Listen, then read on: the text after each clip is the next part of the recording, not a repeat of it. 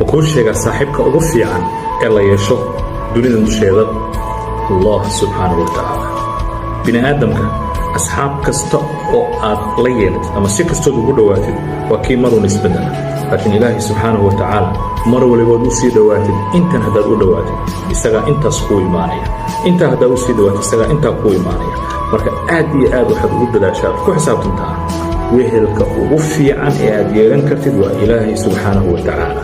carabkaaga ka qoyanaado mar waliba dhikriga Alle mar waliba isaga xus mar waliba isagu oran kali markaa tahay iyo markaa dad la joogto intuba adigu mar walba haay wehelka ugu fiican waayo Allah subhanahu wa ta'ala saaxibka ugu fiican yaa Ilaahay subhanahu wa ta'ala qofka wax weydiisanaysid waa isaga qofka aad u ashtakoonaysid waa isaga wax waliba waa isaga intaas ayaa inoo ballana mar walibana ku xirnow